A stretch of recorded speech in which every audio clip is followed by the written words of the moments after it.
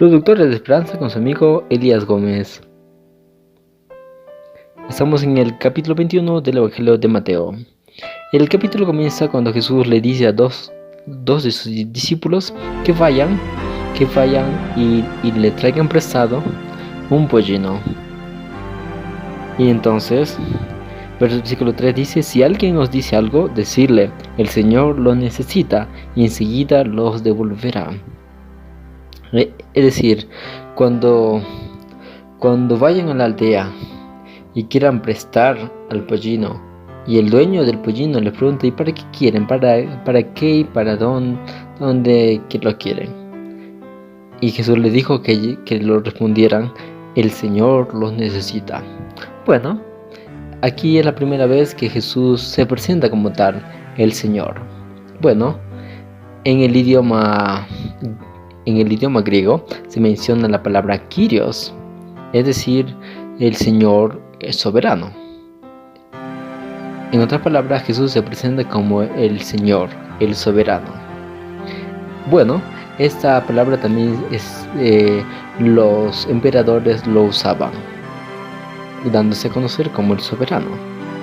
Pero en este caso, Jesús se presenta como el Señor, el soberano. La gente entiende a cuál soberano se refieren. ¿Por qué? Porque la muchedumbre estaba ansiosa de querer hacerle a Jesús el soberano, el Señor.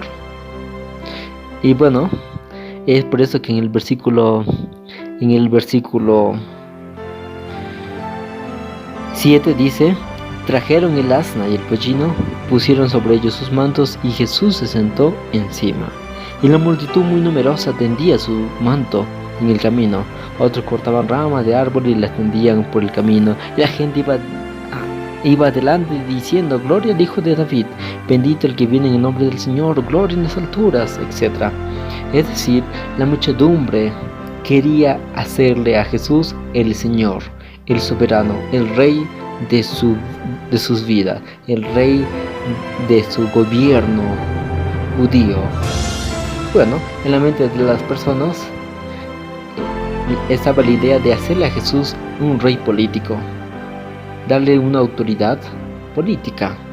Pero en la mente de Jesús estaba que él quería ser el rey, pero no un rey político de la tierra, sino un rey universal, un rey soberano de tu propia vida, tu Salvador, el Mesías. Bueno, luego en el versículo 2 dice que cuando Jesús llegó al templo, vio cómo en el templo se había vuelto un mercado, porque vendían como si nada. Entonces Jesús aprovechó la autoridad que la muchedumbre le estaba dando, y entonces hizo lo que hizo: volcó las mesas de los cambistas y las sillas de los que vendían las palomas. Y les dijo: escrito está, mi casa será llamada casa de oración, pero vosotros habéis convertido en cueva de ladrones.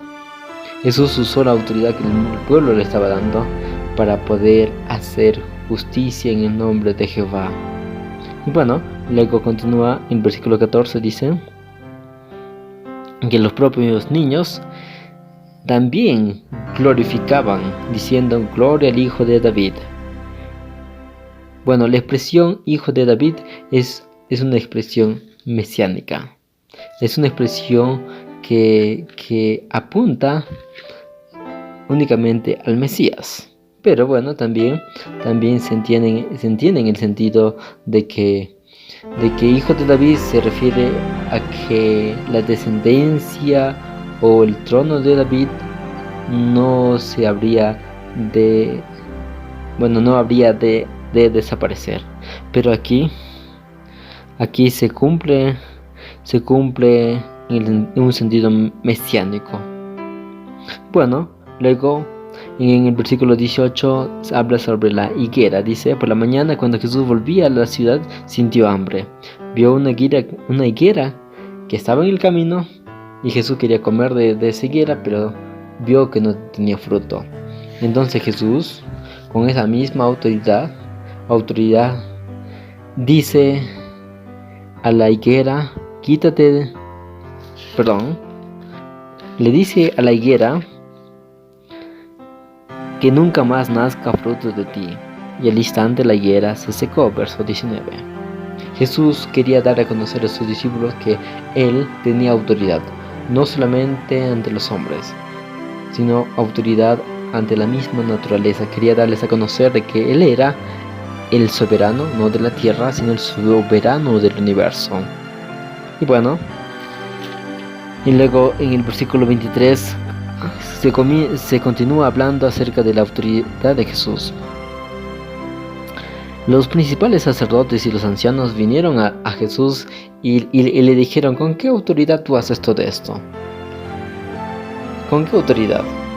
Está bien que la gente, la muchedumbre te aclama, pero ¿quién te dio autoridad para que hagas lo que hagas? Los discípulos, los sacerdotes, los fariseos comenzaron a cuestionar la autoridad que Jesús demandaba. Pero Jesús sabiamente no lo responde, porque sabía que les iba a tentar.